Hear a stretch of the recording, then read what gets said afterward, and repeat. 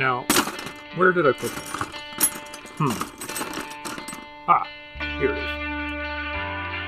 Welcome to the Toolbox. Tools for life and everything in between. Stuff you can use or toss, it's up to you. Welcome back, everybody. Thanks for tuning in for the third episode of Tools for the Toolbox. I have with me a very good friend and colleague. We served together and we're overseas together, but I'll let you introduce yourself. So who are you and what is your military background? Yeah, my name is Mark Campbell. I'm a retired major in the Canadian Armed Forces. I was an infantry officer for, well, not always an officer, but mostly an infantry officer for 34 years of uniform service. I did 6 years of the beginning part-time as a non-commissioned member, and then I commissioned when I went to the full-time Army for the other 28 years or so. Yeah, my background is infantry with the PPCLI. And my service took me all around the world, and with sustained service in Cyprus, Bosnia '97, Afghanistan '02, and Afghanistan again in '08. What does, for those that don't know, what is being an infantry officer? What does that actually mean? Like, what is it you do? Yeah, if you ever watch a war movie and the guy's carrying the rifles with the knives on the end of them, the bayonets at the pointy end, that's basically what I did, Saving Private Ryan kind of business. So I would have been the Tom Hanks character, the guy in charge of a group of dog faces, soldiers, who go out, and we were the boots on the ground, so to speak, the guys that kicked in the doors in the middle of the night and roasted out the bad guys. Yeah. So that's essentially what the infantry does, supported by essentially everybody else in uniform exists to support the infantry in some form or fashion, because it's the infantry that goes and actually puts the boots on the ground and makes the difference on the scene. You know, I heard something once that I thought was great.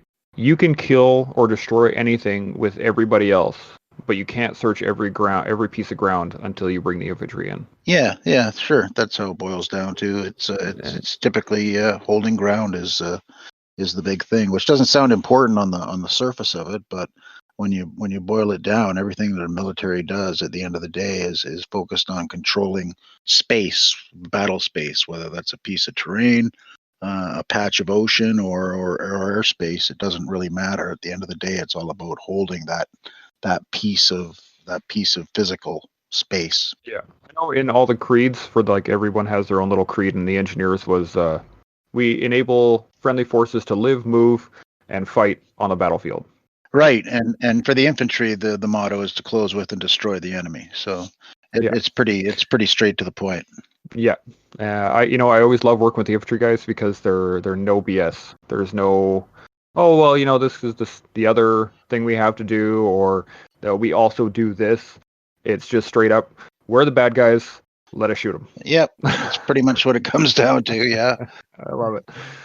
So now that you're retired, correct? Yeah, absolutely, medically retired. And what led to that? Well, what led to that was me getting blown up in 2008. Actually, my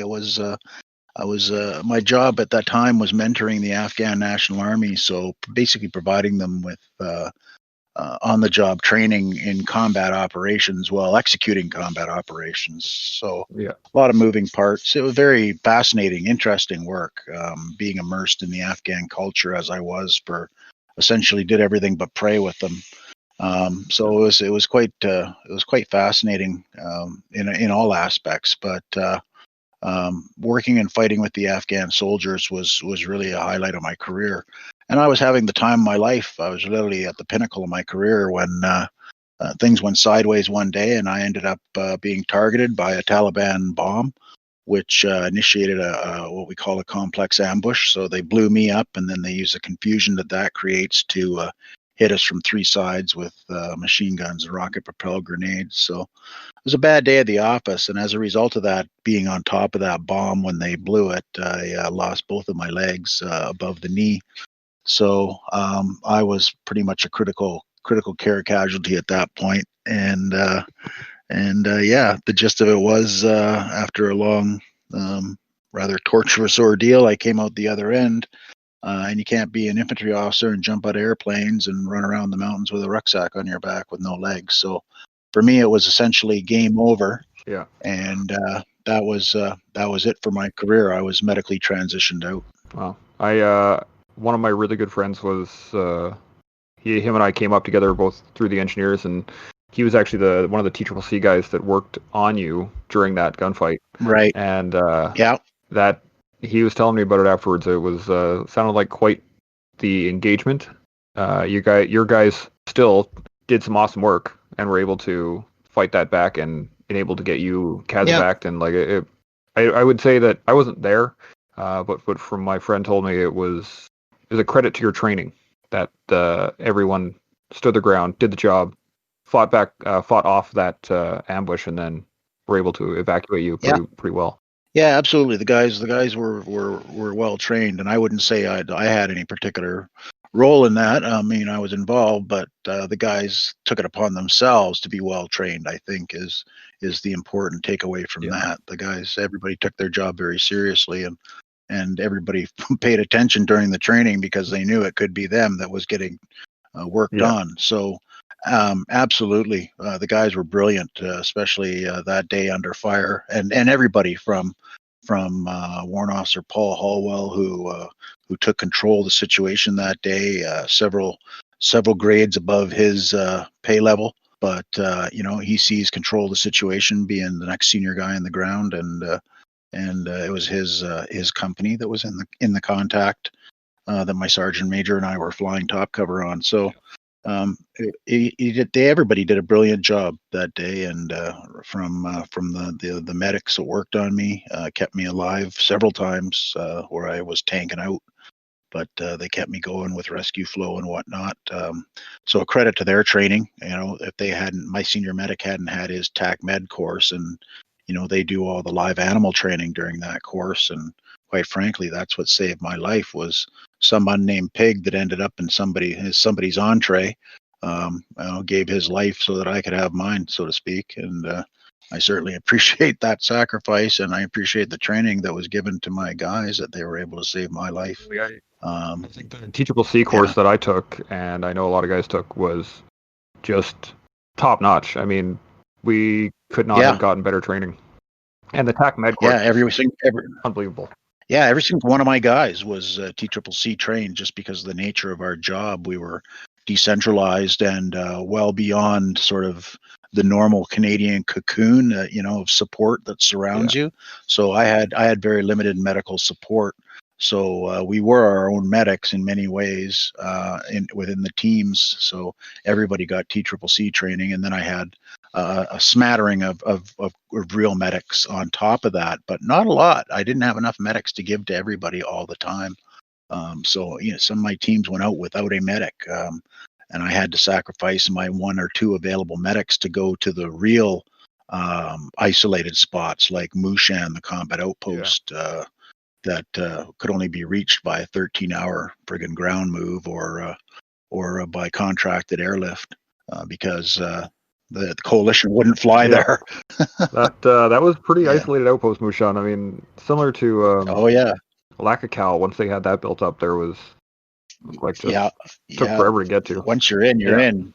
Well, yeah, once you're in, you're in. I did think 3 resupply runs and changes, personnel swap overs in Mushan before I was hit and taken out. So that was 3 months. Once a month, we did a run down to Mushan and spent a night there and rested and refitted them and sorted them out. Gave them a bit of a break from the battle for the time that we were there. Yeah. And but what a place to spend a month of your life, being mortared every other day. And they had quite a few adventures, my guys, down in Mushan. No doubt. I literally looked at that as an outpost too far. I mean, that we really overextended ourselves there. We had no ability to influence, good or bad, those guys if they were seriously, overwhelmed. It would have been escape and evade. Yeah, they basically were. They were just holding their own. Like they weren't really doing much out of that. yeah. I mean, Spin Pier was similar to that too. They were just getting hit all the time, and Yeah. they like you couldn't patrol out of there because it was constantly under attack. Yeah, and even if you could patrol, you could only patrol to the extent that your support weapons in the Yeah. bastion could provide you overwatch and direct fire support. So you couldn't go very far. No. Um, yeah, and then that whole combat outpost strategy was failed from the onset. I mean, that's what got people like Aaron Doyle, I hate to say it, but killed unnecessarily. You know, Yeah. and we lost excellent, outstanding warriors as a result of bad strategy decisions from higher.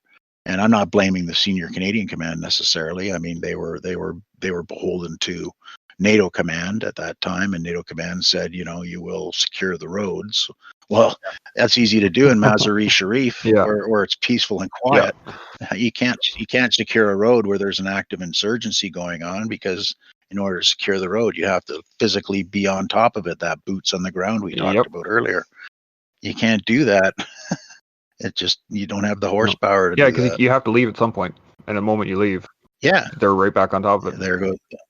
Exactly. You know, I say this quite a bit, that the lessons of Vietnam were not taken into account for doing Afghanistan. No. We had the same issues regularly. We would go in, we'd fuck up their day, and then we'd leave, and they would walk right the hell back in. Not even that. You know, we didn't even absorb the Soviet lessons out of Afghanistan. I mean, there are books written about it. The Bear Went Over the Mountain and The Other Side of the Mountain. Yeah.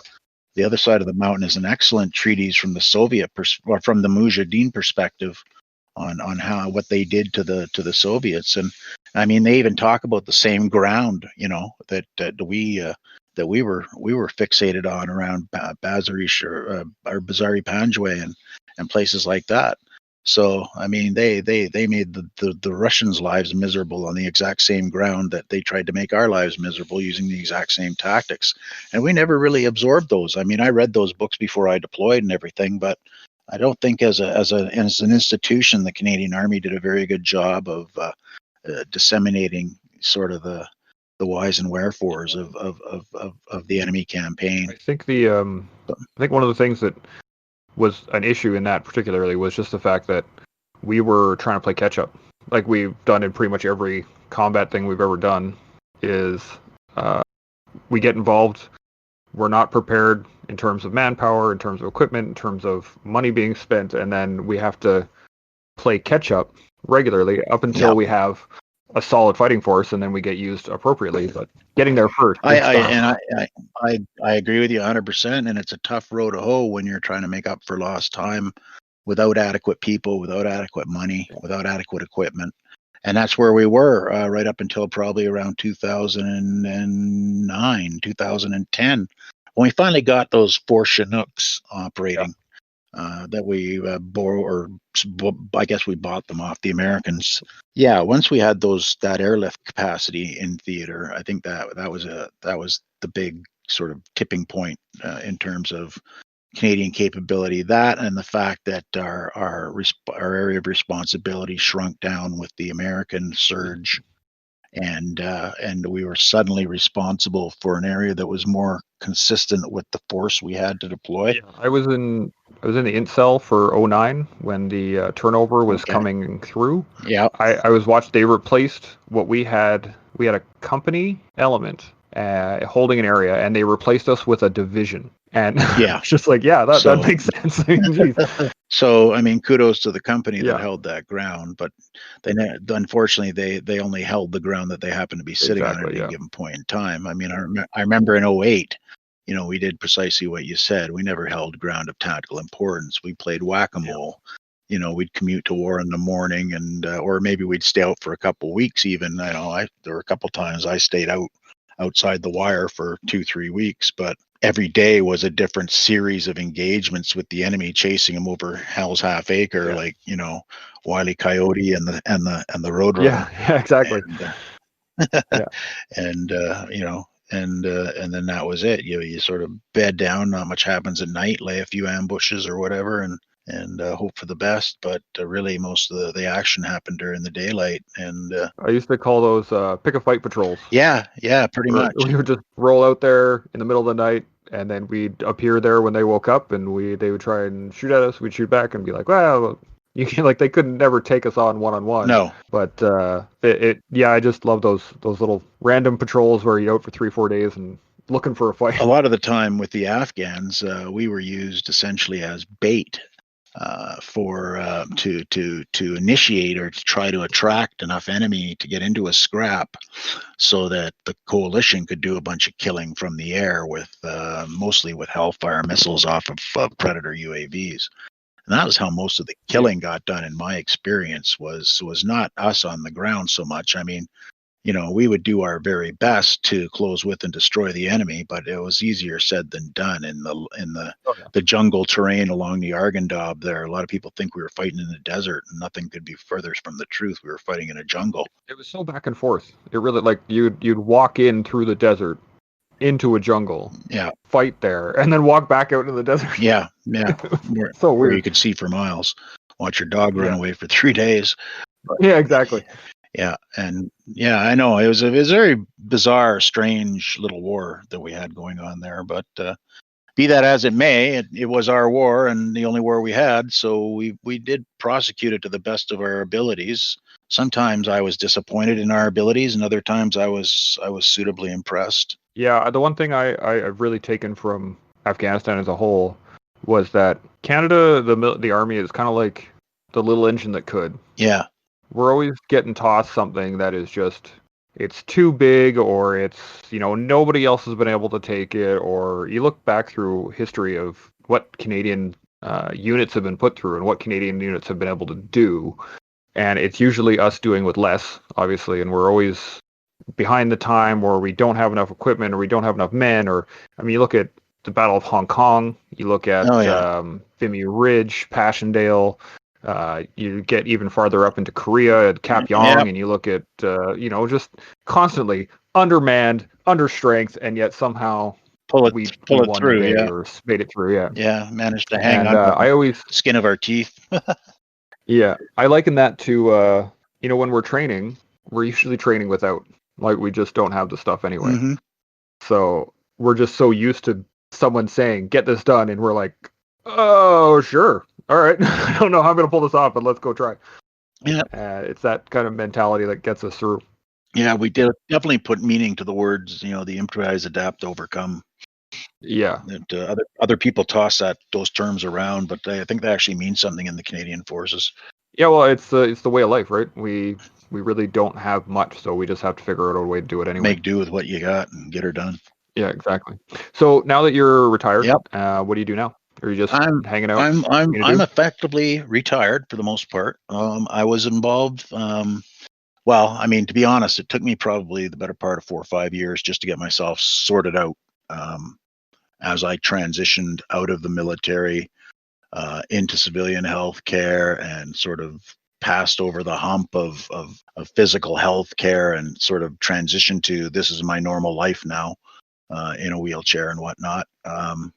So that whole process, really the mental process, much more than the physical process, took me better part of 4 or 5 years to sort out. And that involved also a whole bunch of stuff that I'm more than happy to talk about, rehab and all that stuff that I had to go through. And I don't just mean physical rehab. I mean, I went through alcoholism rehab and the whole 9 yards. And that was all part of pain control, which I suppose we're going to talk about. But yeah, so my early transition was pretty ugly, actually. But once I got squared away at about year 5, so around 2013, things started to coalesce for me, and I came out of a clinical depression with the help of some better living through chemicals in that particular instance, and it worked and snapped me out of it. And from that point on, life actually took a turn for the better and has been uh, positive. It's all been good since then, and that would be about for the last 6 7 years. I've really got no loud complaints. I mean, life goes on. I'm confined to a wheelchair. That does tend to limit some of the things I can do, and I've had to narrow down my bucket list a bit. But I tend to be able to do most of the things I did before, So my retirement keeps me busy in that regard. For the first little bit, even while I was still struggling to come to terms with everything, I got involved in a class action lawsuit. And that one thing led to another, and I was pretty heavily involved in veteran advocacy for about 7 years there. Involved with a class action lawsuit, which became known as the Equitas class action, looking for a fair shake for veterans, specifically veterans who were under the then new Veterans Charter as of 2006. So most of your Afghan veterans, that sort of cohort, got stiffed by the federal government to the tune of between 40 and 90% of their their disability compensation in the middle of the war without being told about it. And yeah, Yeah, found so out in just a our little bit. hospital beds that we'd been financially stiffed in the process. That wasn't exactly a morale booster at the lowest point in our lives. But in any case, it was what it was. That fired me up, and I did battle with the federal government for 7 years until the Supreme Court of Canada chose not to hear our appeal, as they are wont to do when it's liable to embarrass the federal government that they're beholden to. So we never got our day in court, and there was no justice for Canadian veterans, I'm afraid, disabled veterans.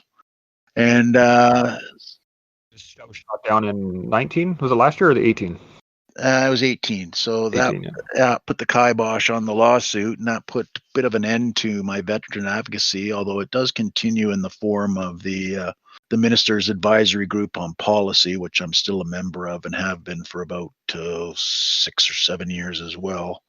I often think they put me on that committee just to shut me up through the non-disclosure agreement, but as it turns out, I can still talk about everything we do on the Policy Advisory Committee. I just can't talk about the specifics of our discussions. Yeah. So, but the gist of things is fully, of course, everything we should do is and should be transparent to the Canadian people who pay the airfare to fly me there. You would think. So now, I mean, we talked about your transition there for a bit and some of the issues that you were dealing with. You have a piece of advice or something for transition? A nugget for transition for anybody that would be going through transition or. Well, transition's a very personal experience, like everything else, like the military is, it's your own experience. You make of it what you will. Yeah. I think transition is much the same. And I guess if I had one piece of advice for transition, because I've seen it over and over and over again, and I lived through it myself, and that would be to empower yourself through knowledge. Yeah. And what I mean by that is go out there and you have to actively and aggressively pursue knowledge in the areas that are of interest to you. If you're not broken physically or psychologically, if you're fit and healthy, then your transition is liable to be a lot easier than it would be and less complex than it would be if, for instance, you're like me, where you've lost your legs and you're in a wheelchair and you have all sorts of specific medical and psychosocial needs on top of just the regular, I'm getting out of the army, how do I open a bank account kind of thing. So transition is very unique and very individual, I think. But the one piece of advice that I think is applicable to everyone is, depending on your situation, determine what is important to you in terms of knowledge. I don't know what I don't know. And that's the hard part, is figuring out what you don't know and filling in those gaps with knowledge from the right sources, the accurate sources. So it's a question of education, and I think the biggest resource out there is fellow veterans that are sort of one step ahead of you in the process. Absolutely. Or even like me, that have gone down the process years ago, can still sort of offer those distilled kind of nuggets, the things that stick out in our minds as the important bits.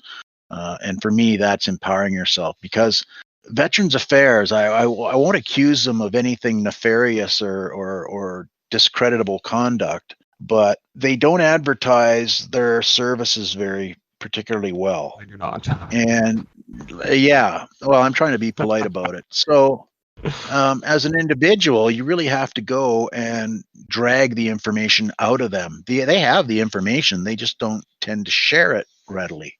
So you have to kind of drag information out of Veterans Affairs, and that's what I mean by empowering yourself. Is sometimes you got to go kicking and screaming and drag this shit out of them. Sorry about that, but you got to drag this out of them, and it's frustrating to have to do that when you're the one that everybody should be coming to you with ways to assist you, but in fact you turn around and you end up having to go to them. And but it is what it is, and you've got to educate yourself. And fellow veterans, I think, are the way to crack that nut. I got really lucky in my transition when I was in Meaford. My retirement, there was actually a VA rep on base in Meaford. So when I got there and I was like, I'm retiring. I had 2 months left in my contract, and they're all like, oh crap, and they were behind the ball because you're supposed to take over 6 months to do all this. Right. But she just handed me the paperwork, and she was just like, I need you to sign all of this. Yeah. And I basically applied for everything that the VA has to offer. And she said, you know what? The worst they can do is turn you down for something. So we may as well just get all of this in and done. Yeah. And if they approve you for stuff, cool, then you have it. I was like, that is a great idea. And I say like I got lucky because a lot of guys don't get that. No, and that's one that's, I'll tell you, the service agents at the Legion are a hugely unknown and underutilized gold mine. They're a resource, a tremendous support resource. My wife is a veteran as well, and she's had her own particular issues with transition, medical transition.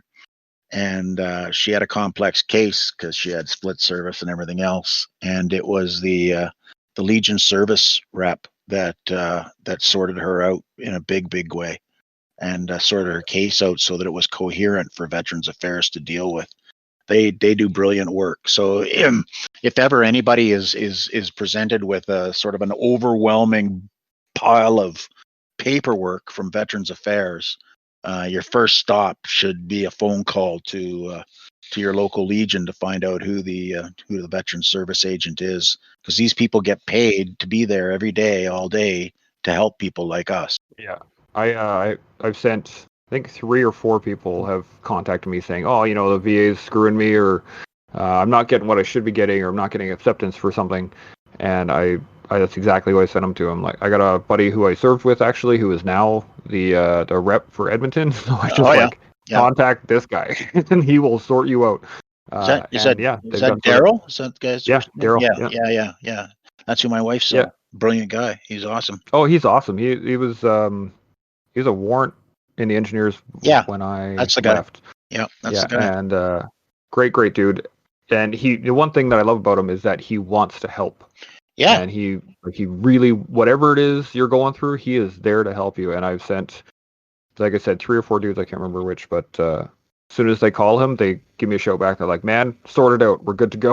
Like, fucking right. Yeah, and big sigh of relief, right? Because somebody's on the case. That's the big thing. My wife was the same way. At least somebody's on the case. Somebody's on. And they have pull. That's the other part. Like, it's not just some random vet or some random case manager who is trying to get something sorted out. They have pull. They have pull, and they have the knowledge. Known. Yeah, and it's nice for the veteran themselves just to have somebody in their court that seems to know what they're doing. Well, we're so used to fighting as a team, right? Yeah. Everything in the military is team based, and then you get out and you're by yourself all of a sudden. True. Left to fend for yourself. True, absolutely. So yeah, that veteran service agent is a big unknown and underutilized resource. So that's pretty key. Yeah, that'd be my one big piece of advice is inform yourself, gain knowledge as best you can, and one of those best resources for doing that is that Legion service agent. Yeah, I couldn't agree more. My big one that I always told people was just have a plan and ask as many questions as you can. Yeah, just across the board, wherever you're going, doesn't matter who you're talking to, ask questions, continue to ask more questions. And until people are sick of you and just want you to go away, keep going. Well, and one question will usually lead to another and to another and to another source. So eventually you'll get to where you want to get. Yeah, and my fellow veterans, I looked at them as kind of like road signs, like exit here, exit here. Your next exit is 400 meters, right? Yeah. And it was one of those things, having an issue at school one day. I missed a bunch of classes, and then my psychological capital just like took a nosedive. I didn't have enough to really deal with anything. I was getting really upset because I missed a test, and there was a whole bunch of stuff happening. And I talked to a buddy of mine who had already been through it, and he was just like, "Man, C's get degrees," and it had never occurred to me before. Yeah. And I was just like, "Oh man, you're right. I could miss a test," and then I was able to kind of get back at it. But it's like you said, those people who have been through it, the guys who have done it and have come out the other side, Yeah. are Tremendous just resource. tremendous resources. Exactly. Yeah. So, do you have any big anything planned for the future? Are you still just going to chill, being retired, or you? Yeah. I'm Last time pretty we were much. talking about a shooting, long range Yeah. shooting thing, right? Yeah, yeah, by no means anything to do with a business venture or anything like that. I'm retired and I intend to stay that way. Nice. Aside from a bit of part-time work on the side with Callian Group for the Military Yep. Simulation Center, I'm involved with that a little bit, but not overly. Yeah, I don't have grand plans for the future. I've kind of been sucked into a military simulation game online with some Yep. friends, so that's chewing up a few hours while we're all basically housebound anyhow with the COVID thing. But Yeah, it's certainly, it can take as away your day, can it?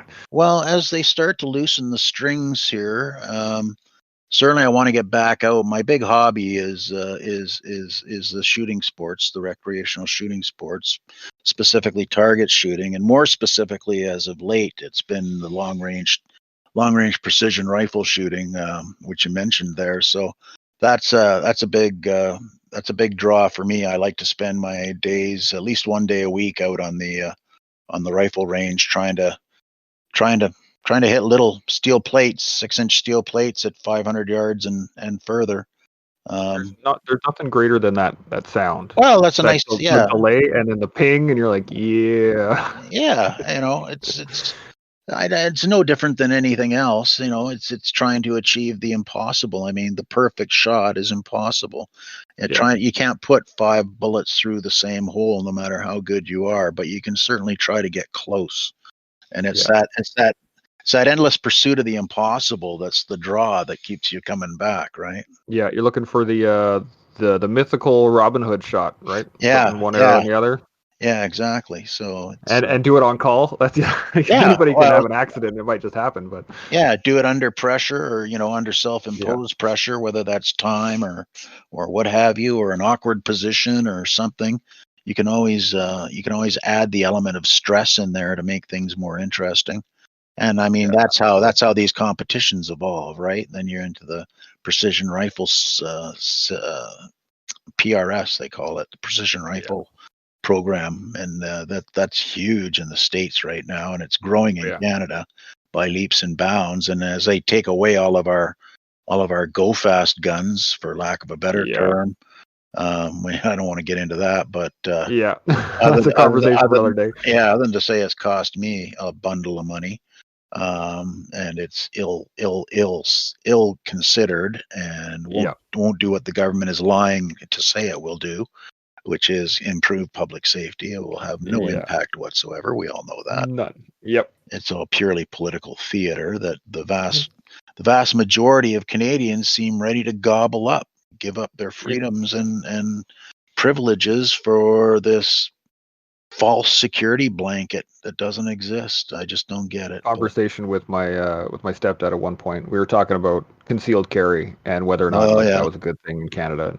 I was of the mind, and I still am, that the ability to take responsibility for the safety of those around you is not for everybody, right? Like there yeah, are people that they want to do that. I'm one of those people. I think that I have a skill set, and I have an ability, and I have the training in hmm order to be able to do that. He was vehemently against it, and it came down to it was he believes that the what we have in place keeps him safe, and I was informing him that no, from my point of view, that's an illusion. That safety is an illusion because it's only yeah, there based on the whatever people are feeling at that moment. Because yeah. No, I the mean, cops aren't going to help you if some dude just I think smashes through your door and he's yeah, there, right? I think we can all agree that at 3 a.m. when somebody's beating down your door, the police are 10 minutes away. It's not going to happen in 10 minutes. Yeah, that's 10 minutes way too long. So Exactly. yeah, no, I'd much rather have the means at my disposal to be responsible for my own personal security. Thank you very much. Yeah. I think that's what it comes down to is the responsibility, though. Most people don't want. Yeah, they don't want it. They abrogate their responsibility and they give it to the state, and they don't realize, or they just turn a blind eye to the fact that the state can't actually provide what they're looking for. Yeah. And, I always say the police are great, and they're a deterrent. Oh, they're very good at cleaning up after the fact. Yeah, it's a reactionary force, right? It's always about they're there after the fact. Yeah, they're not. Something has to happen first, and then bang. Yeah. Yeah, I mean, worst anyway, case I'm sure scenario, you and I could talk about this all day long. We could go on. But back to the point at hand. Yeah, no, for me, I don't have great plans for the future. I'm not running for political office or anything nearly so foolish as that. So yeah. Well, that's good to hear. I mean, it's to be happy in your circumstance is a really I'm content. Big part for a lot of people, and that's a great spot to be in. So let's talk about pain. You and I now. You obviously with losing both your legs, you're going to have a lot of other issues. Yeah. I'm sure hearing issues and tinnitus and phantom pain, things like that. Yeah. Do you still get you have chronic pain, right, all the time? Yes, but I do. You have short-term periods as well. I do. I get both. I'm I'm very unlucky in that regard. I got the full suite of secondary issues associated with traumatic amputation. And the biggest one of that a lot of people don't realize is the gift that just keeps on giving, and that is the chronic phantom limb pain. It also goes by neuropathic pain. It's nerve pain. It's damaged nerve endings that don't know what to do with themselves, so they make up signals. And the signals they make up are unfortunately not warm and fuzzy signals. They're your foot's on fire, but you don't have a foot to put out. And but it feels just like it's real. It feels like your foot is there, and it feels like it's really on fire. And when it's at its worst, it's jaw dropping. I mean, it's every bit as painful as it was the day I got my legs blown off, which was pretty high up there on the scale of 1 to 10. Let me tell you. So untreated, this pain is, quite frankly, it's intolerable. Yeah. So what do you do for it? Well, I'm quite a regime of drugs, starting first and foremost with the one that was the real changer for me, which was methadone. And methadone, it took me a while to warm to the idea, because I am automatically associated with heroin addiction. It's given to heroin addicts as the substitute drug because it doesn't tickle the happy place in the brain. It doesn't do anything for the pleasure receptors. It just satisfies the body's physical craving for opiate. Right. It's a synthetic opiate substitute. It's a derivative. So that methadone has turned out to be the perfect drug for me, for what I have, for neuropathic pain, because it attacks the pain center, or anesthetizes the receptors in the brain. But in so doing, it doesn't make you high at all. There's no component there. It's like marijuana. It's like CBD of marijuana. If people are using that terminology. Yeah, I'm on that right now, actually, and it's so just enough to dull everything. Yeah, there's no psychotropic effect. It acts as an analgesic. So the methadone's the big one for me, but I'm also on Lyrica, which is the one with the television commercials that run 60 seconds of "Don't take this if." Right. Yeah. Yeah. So it's a liver killer, and a kidney killer. Yeah. But I have to have it because it's also the most effective one out there for fibromyalgia, which is nerve pain. Yeah. So I take Lyrica, which is also known as pregabalin or pentagabalin. I take Cymbalta, which is predominantly a antidepressant, but I don't take it for the antidepressant purposes. I take it for the again, it's got a nerve pain dulling component to it, which is the property that I take it for. On the psychological side, I take what's called Abilify, and it was a fairly new drug when I started it about 7 years ago. I guess it's more mainstream now. It's up there with Wellbutrin and those kinds of antidepressants. So I take that. That's the one that knocked me out of a chronic clinical depression. It was a wonder drug. It knocked 2 weeks. It was like flipping a switch. Boom, gave me my life back. I was on Abilify for a little while, and I just didn't like it. No, I well, found different strokes for different yeah, folks. I Different think side effects, right? yeah, I had a lot of like I felt it made me not twitchy, but that kind of feeling where everything was Yeah, just kind of off, yeah. and I just didn't like it at all. Fair enough. Works Yeah, for me. yeah, no, And that's great that it works for you. I That's awesome. I can't endorse it for everyone because I don't know, but different side effects for different folks. But I take that and then I'm on, just the regular, oh, your cholesterol is high or your blood pressure is high or whatever. Right. So I'm on a few odds and ends in that regard. But those are the big ones. And I take my pills twice a day, down from 3 doses a day. I've managed actually to reduce my intake of the pharmaceuticals by about a third, but that was the best I could manage, and I'm kind of stuck where I am now in terms of the trade-off, and the trade-off is pain, right? The trade-off, every time you reduce your pain meds, your trade-off is more pain. How Yeah. much pain can you take in your everyday life and still function normally and not become grumpy to the people around you? Yes. And what's the value on the other end? What's the trade-off in terms of being healthier? So that's kind of where I am in that. And my regime has been steady, has been plateaued, including the methadone. I haven't increased my dosage of methadone in about 5 years, which is pretty good. My pain doc Yeah. is pretty impressed with that actually, because he was expecting me to have to knock it up incrementally as I gain more and more and more of a tolerance, but that hasn't happened thus far.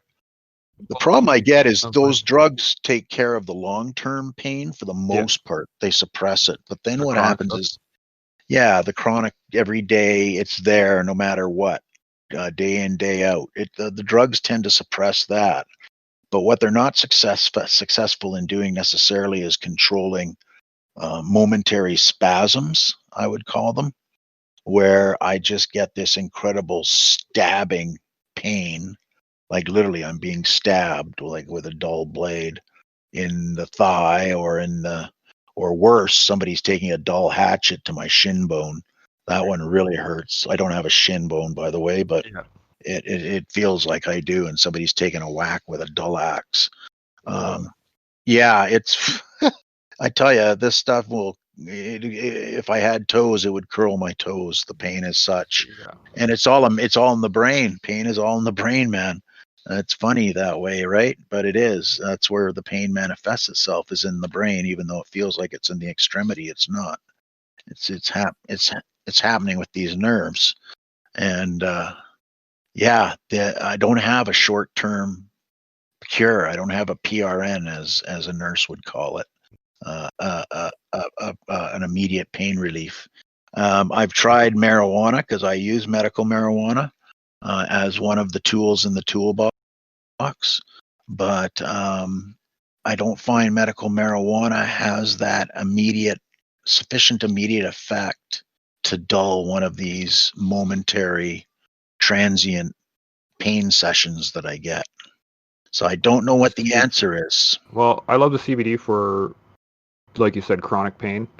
Yeah, But you're right. I haven't found anything to deal with the short term. Because I mean, immediate. Yeah, takes like 40 minutes to an hour before the CBD actually kicks in.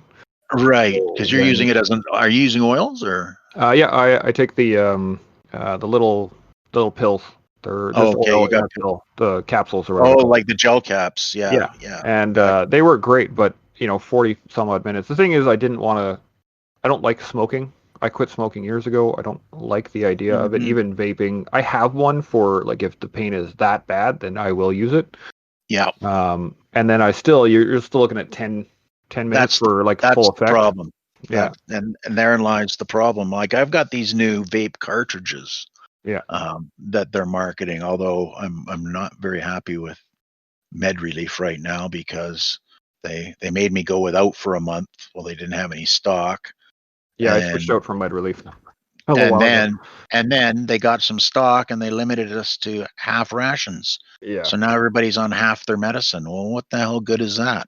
You're Yep. better off at least some people be all on, have medicine and other people not.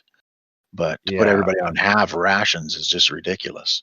The red tape behind it is just so silly. The fact that it went from from an actual, like, an illegal drug. I can't remember the actual term for it is, but because it was illegal and now it's legal, it has to be so heavily regulated that it's ridiculous. Insane. Yeah. So now in those moments when the pain is there, it's you've taken your drugs, but you gotta wait for it to actually kick in. One of the things that I try to do is try to find balance in the day, and I try and find something else to do other than fixate on the pain. Like when I got a herniated disc, right, and when my back is giving her, there's not a whole lot I can do, but I will try to find something. So I will, I'll work on my book, or I'll start texting, reaching out to other buddies and saying, "Hey man, how are you doing today?" Yeah. And just something else to focus on. Do you have something that you do for those no, iterations? I tend to follow the same sort of philosophy you do, and that is distraction. Yeah. And if I can get my brain forced to think about something else, anything else, other than focusing on the pain, then I find that helps take the pain away. Because, like I say, pain is in the brain. Yeah. So if you can occupy the brain with something else, I mean, pain centers aren't necessarily the same as your cognitive centers, but if you can make the brain busy doing other things, I think it helps. And so I just tried distraction is the best thing. I get up. Yeah. Not that I can get up, but I'll instead of sitting where I am, I'll roll somewhere different. I'll go see what my wife is up to, or go see what the dog is doing, or just anything than what I'm doing. I got to get moving, and I find that moving helps. Moving what's left of my legs helps quite a bit. Massage, self massage, I find is helpful. Around, I have these things, they call them neuromas, where it's basically what happens is the severed ends of these nerves bundle together like spaghetti. Right. And they're kind of like lost children, and they coalesce together and they form these spaghetti like bundles called neuromas. And so they're very pressure sensitive. You push on this neuroma and I'll launch out of my chair and go through the roof. But so massaging around that area where the traumatized ends of the nerves are, I find it works pretty well. And it has to be self massage, because there's no way I could ever have a masseuse go anywhere near those neuromas. Because they just don't have the feedback. Yeah. They don't have the feedback that I do and the control that I do. Yeah. So it's very, very much a personal thing. But that I find is one, probably the only real way I have, aside from distraction. And distraction doesn't always work, because sometimes the pain is just so intense that it literally leaves me gasping. And the best thing I can do is massage that area of the left. Particularly for me, it's the left leg. That's the one that got vaporized on top of the bomb. So it's the one that's it's about 60% grafted tissue on that leg, or what's left of that leg. So that's the one that massage is most effective on. You keep motivated in those times when, like, it's tough. It's tough sometimes, man. I mean, I'm not going to bullshit you. It's not easy sometimes to stay motivated, to stay positive. I mean, it'd be easy to fucking woe is me it, in my wheelchair with my lack of legs and all the rest of it. But that's no way to live your life, and I don't know that I'd want to live life in that regard. with that kind of outlook. I consider myself fortunate in many ways. The biggest takeaway for me um, was from the military, anyhow, was the ability to sort of face adversity, adapt and overcome, and still find the positive things to look forward to. And right, wrong, or otherwise, I think those are values and ways of looking at things that the military instilled in me that I wouldn't necessarily otherwise have. So that kind of whole adapt, overcome, that whole, oh, I can handle this. What's the next challenge? Bring it. Yeah, that whole mentality, that attitude is what has allowed me to deal with a lot of the adversity associated with being disabled. I had a buddy of mine and I were on our PLQ course, and we were in Wainwright, and it was just crummy out. Those days where it's cold, but it's not I know those days. It's not freezing. Well, I mean, like, everything just sucks, but it's not bad enough where you're like, all right, bring it on. It wasn't really raining, but it was cloudy. It was cold, but it wasn't cold enough to wear your warm stuff. It was, tedious, but it wasn't enough where you could stay down long enough to like chill.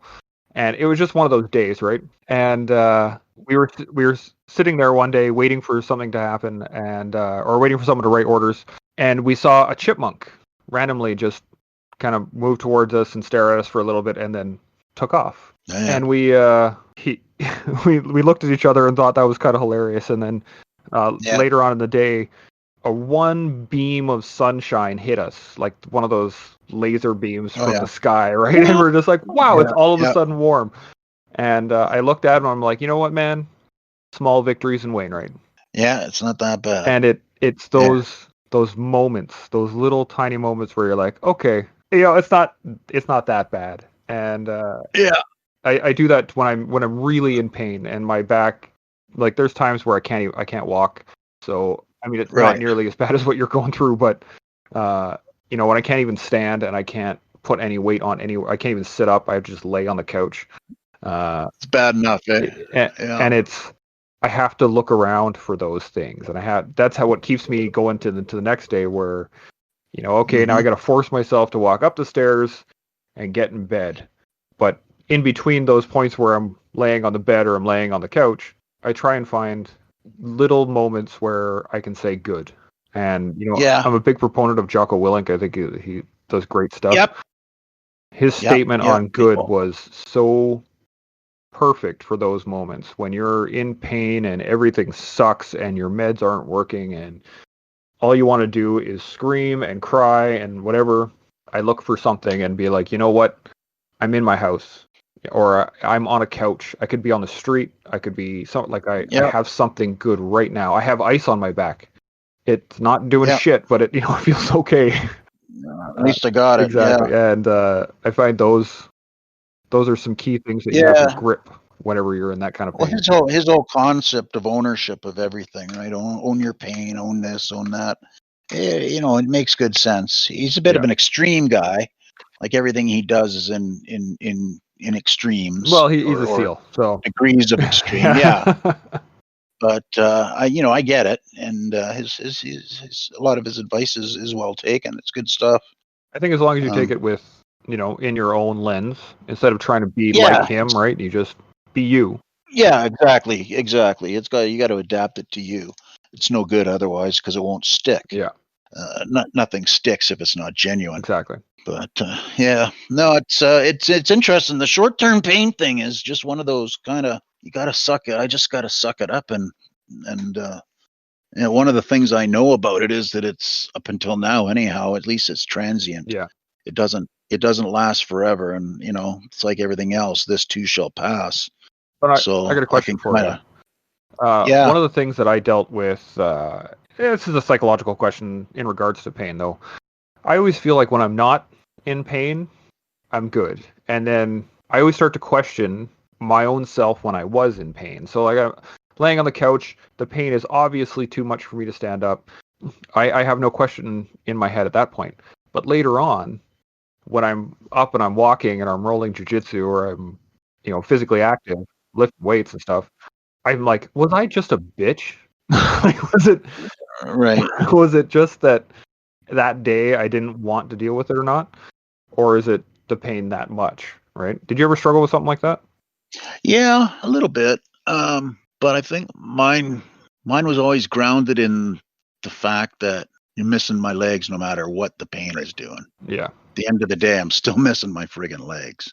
So I never really had to question whether or not the pain was real or the pain was adequate to keep me from doing things because quite frankly, my legs give me all the excuse I need to not do things. for sure. Um, but that's to me, for me, was a mug's game because it'd be too easy to say, "Well, I lost my legs. I can't do that. Yep. I'll never do that again." Like whether it's sit skiing or it's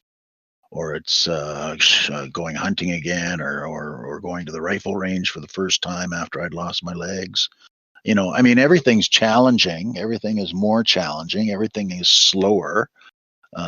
Everything takes more time. Everything has to be a deliberate operation planned 7 steps ahead, which is another thing I thank the Army for blessing me with is the ability to plan and think in a coherent fashion that makes sense.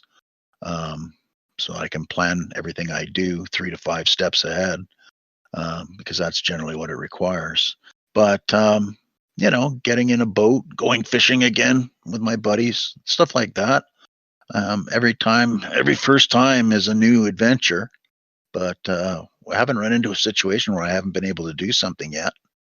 But then again, I got to temper what is feasible too. I'm not about to go climb Everest tomorrow and set that as my next bucket list goal because quite frankly, although I could probably hire enough Sherpas to carry my fat ass up the mountain, really what's the point of doing that?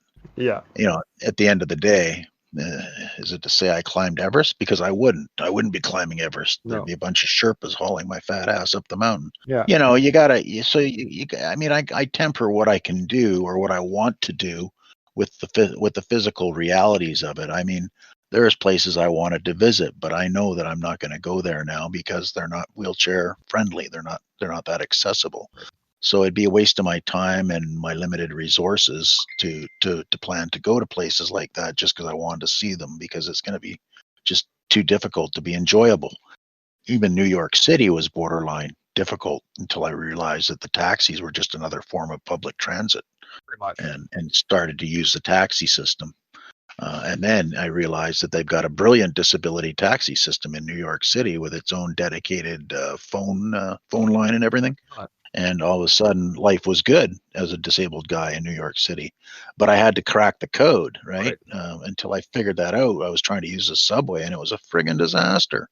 And buses were worse in Manhattan. But I can't even imagine trying to get on a bus in Manhattan. yeah, but the taxis are perfect. The taxi system is brilliant, and the disabled taxi system is very responsive. Never waited more than 10 minutes for a taxi cab in Manhattan. It's awesome. So, but you got to crack that code. Right. But there are places where I just won't even bother to start, to think about going. And that's a function of the disability writ large. It does limit you in some fashion, but that doesn't mean you can't necessarily not do the things you used to do. It's just that you got to tackle them in a different way, and sometimes you need the help of friends to do it. Well, as you said, adapt and overcome. Right. Exactly.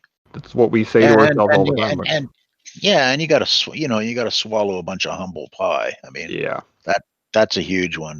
You got to be prepared to ask for help, and that was probably the biggest hurdle I had to overcome was the concept of going from being sort of self-sufficient and making my way in the world without anybody's help to having to needing genuinely needing help to just do basic things that I used to take for granted.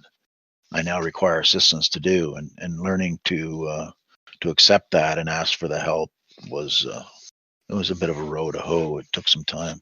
Just leaps to get over. And I mean, again, I'm Yeah, not asking for help the same way you are, but when I'm stuck on the couch, yeah, I had to eat a lot of humble pie many times to uh, yeah. try and Gotta say roll off please the and thank you. couch. Exactly, right? Just I remember rolling off the couch and I made it. I think I'm a foot and a half, like on my hands and knees, trying to get to the kitchen. And my wife Right. was just like, "What do you want? Just ask me for Yeah. it. I will get it." And I'm like, I just wanted a drink of water or something. It was silly, but in Yeah. my head, I was just like, I can do it. I can make it. I don't need anybody. Man, you can't do it on your own. Meanwhile, you're just being an ass. Yeah, exactly. Yeah. Yeah, exactly. And then it is what it is. But when you're of the independent mindset and all that, it takes some getting used to.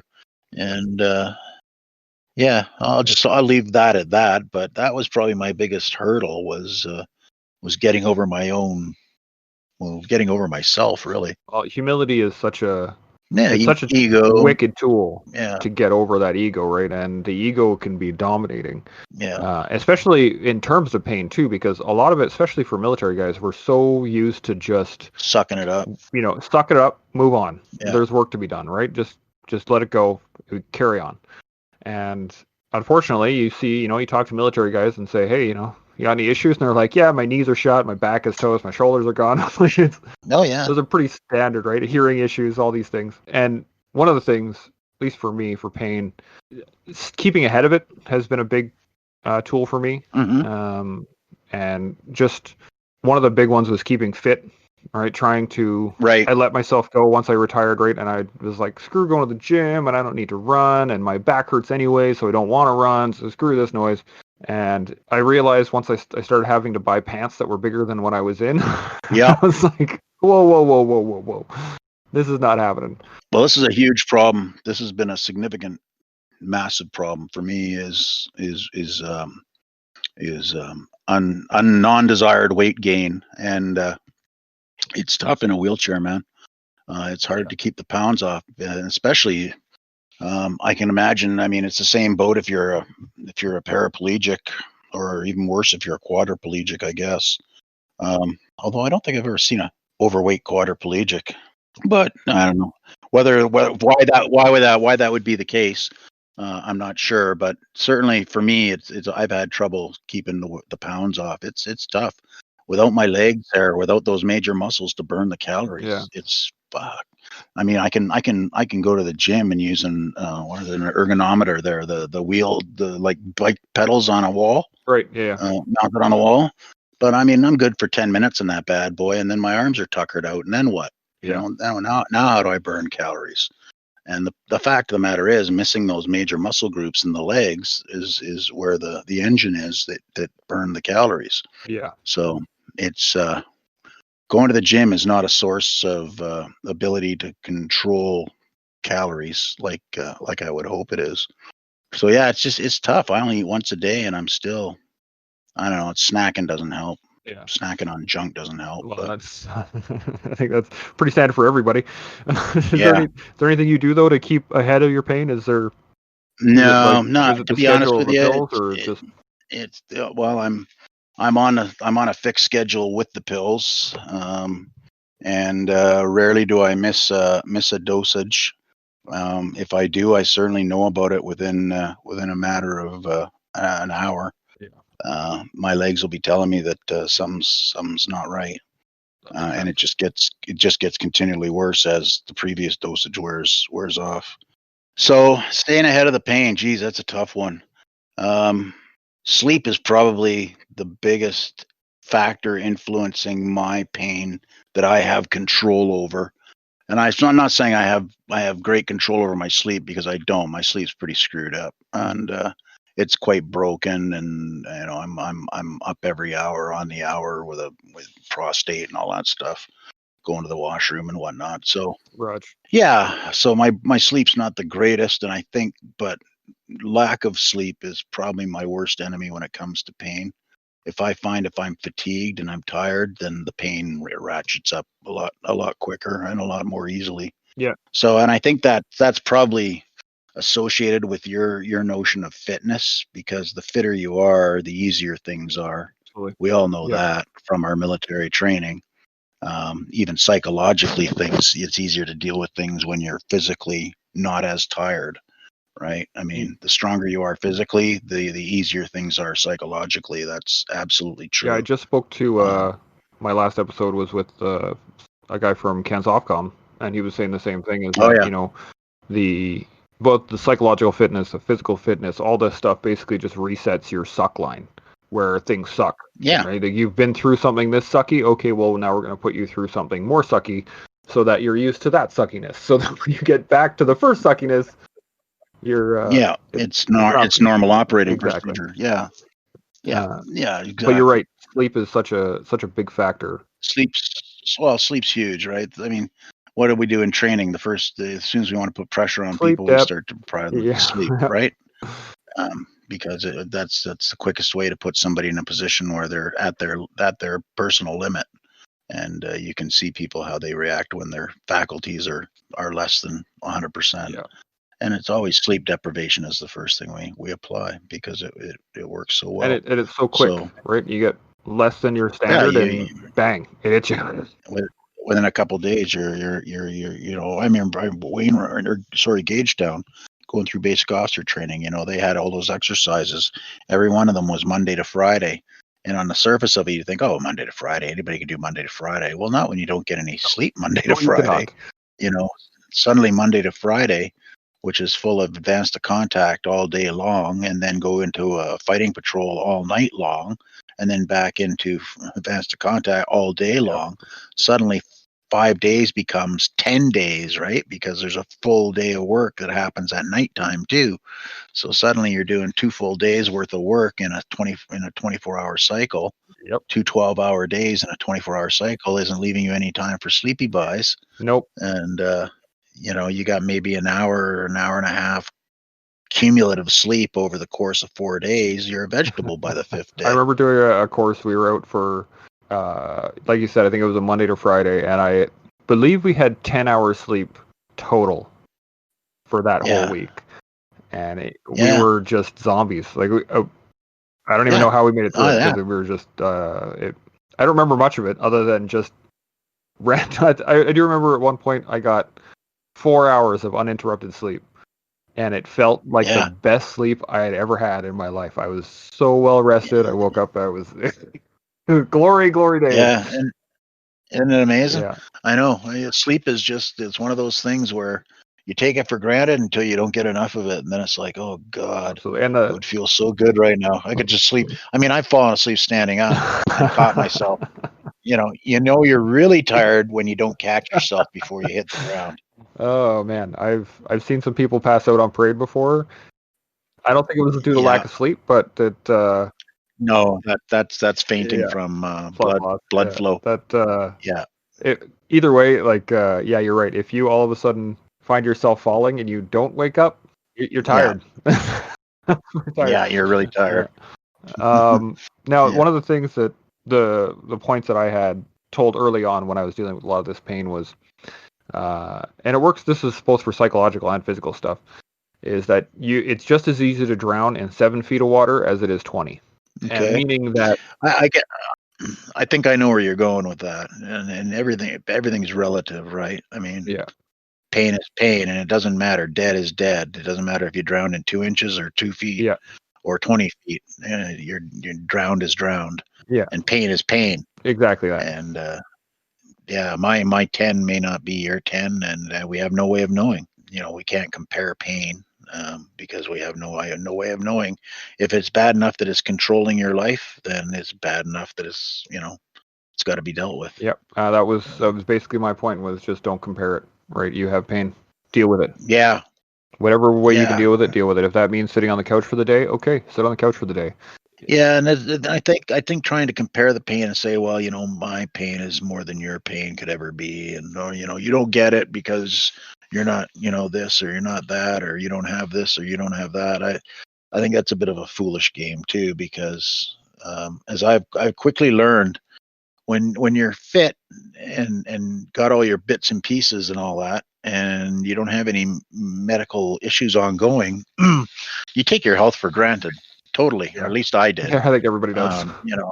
I was just footloose and fancy free. I didn't give my health really much consideration at all until something went wrong, and then boom, something went really wrong, And health became my fixation because my life was revolving around, well, 4 months in hospital to begin with, Yeah.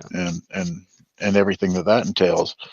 And so, just getting out of jail, out of hospital, was an amazing feeling, even though I was legless and whatnot, and that was fairly new and awkward.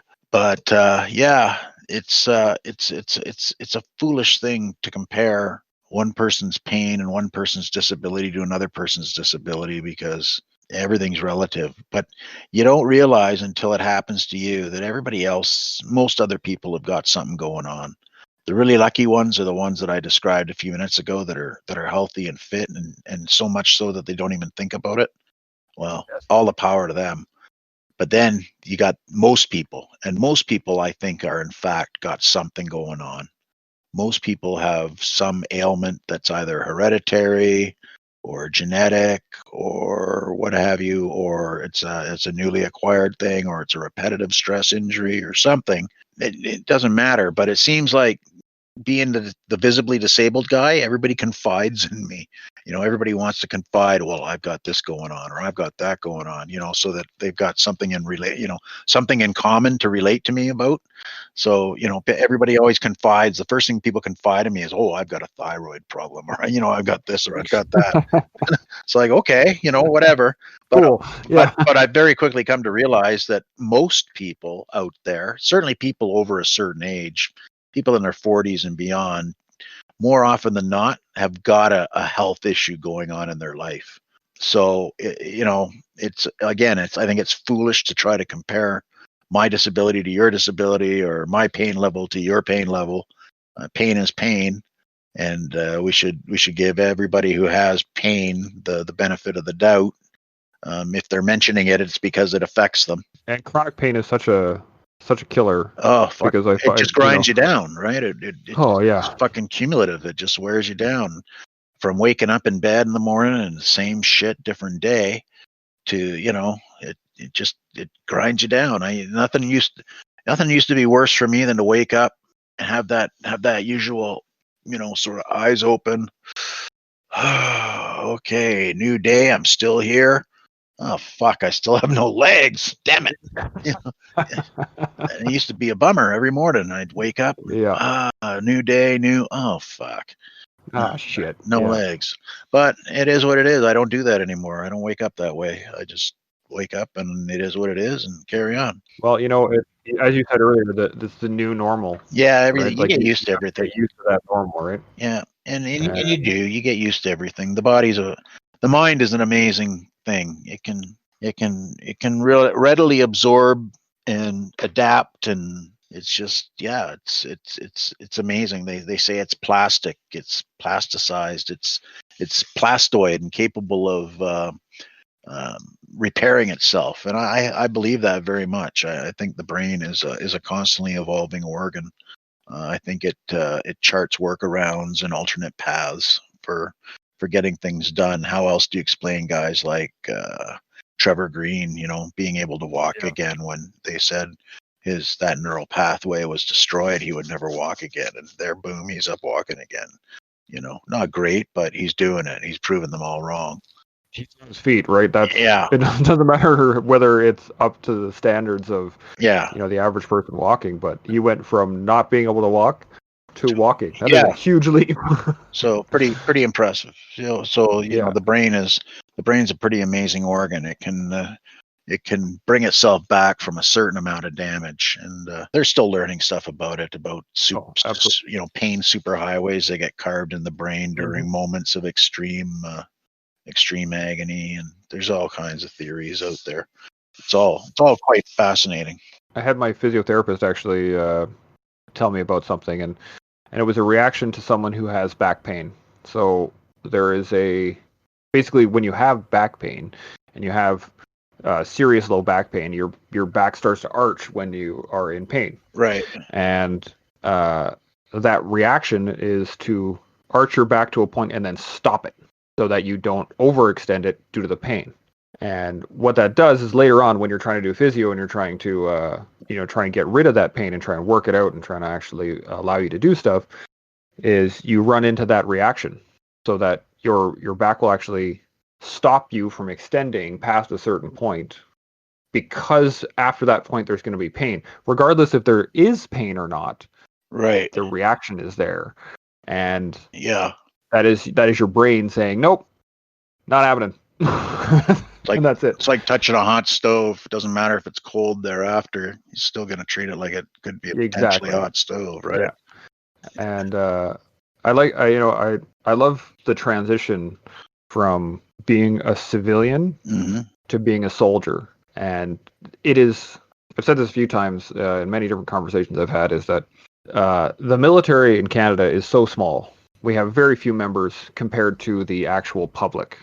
And that the way we live in the army is such a microcosm of Canadian culture as a whole, that to take someone from the whole and put them into that microcosm is such a huge task.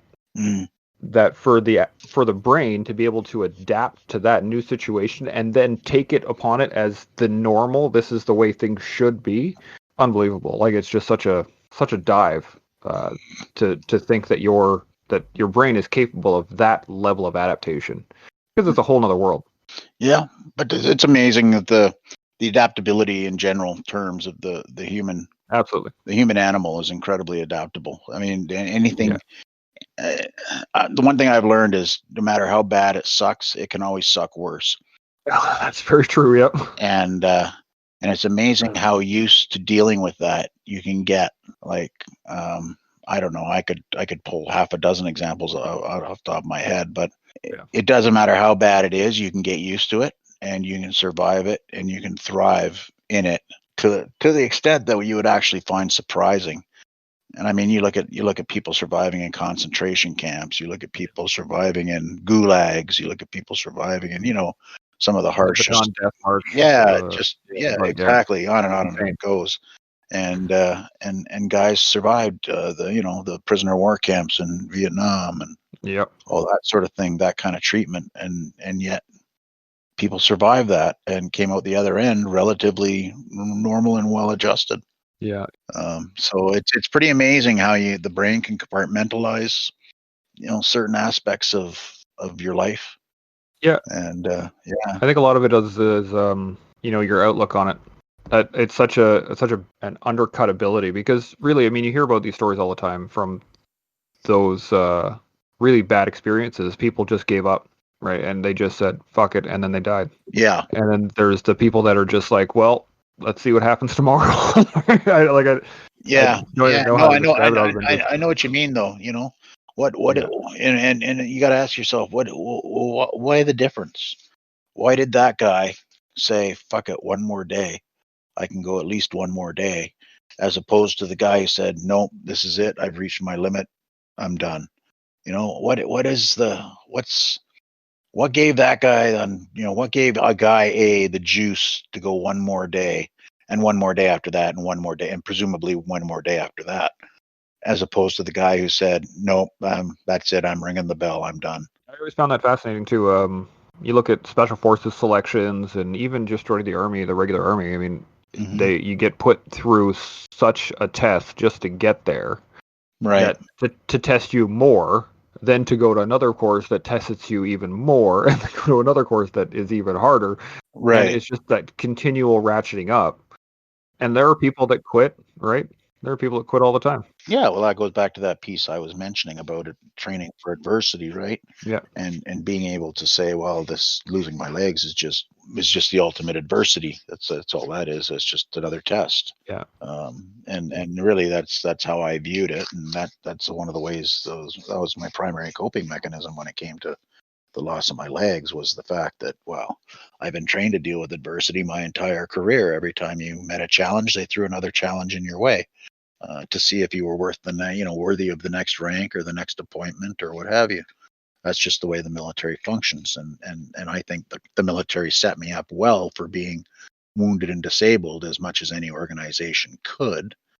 I mean, I knew it was a distinct possibility. It didn't come as a great surprise when it happened, although some of the things like phantom limb pain were a bit of an unanticipated extra, for lack of a better Well, we don't get too many briefings on, Yeah, like we get the physical briefing. This is what's going to happen. This is what you need to do to stop the bleeding. But we never really deal with any of the after effects. yeah, what comes after. Yeah. Yeah, so a lot of that I wasn't anticipating. A lot of the indignities of being disabled in that regard didn't become apparent until after the fact. But be that as it may, it didn't come as a surprise that I could be injured on the job. Yeah. Well, You we know, all, when you sign the dotted line, right? That's yeah, the part of military it. did a good job of. I think they did as good a job as they could have to prepare me for what in my case became the inevitable. Yeah. So I've got no grief in that regard. No complaints. And I think, like I say, the military training that the selective aspect of it, the challenging aspects of it, put me in good stead for dealing with the disability itself. We've been at it for a little bit over an hour now, Yeah. and I just want to appreciate. I wanted to thank you for coming on, and I really appreciate you talking with me. No, you're very welcome. It's been my pleasure. It's been a great conversation. I love this. Yeah. No, it's good. We don't get to sit down and chat about things like this. So No, and that's why one of the reasons why I wanted to do this was that there's lots of tools that every one of us uses regularly mhm. that somebody else hasn't heard of. And all it takes is somebody saying, "Hey, I use this," and they're like, "Man, that's a great idea. Why haven't I done that before?" Absolutely. Yeah. No, there's lots that we can learn from each other. That's for sure. So do you have any final points? Anything you want No, man, I'm going to leave it there. I mean, to? people can take from it what they will, and yeah, good chat. That's awesome. I thank you again. I really appreciate it. That concludes this episode of The Toolbox. I want to thank you for listening. I hope you were able to use some of the information that was offered. I want to thank all those putting it on the line for us every day: military, veterans, first responders, and public servants. Keep up the good work. I look forward to bringing you more tools for your toolbox. And until next time, stay open, stay humble, and stay focused. Chimo.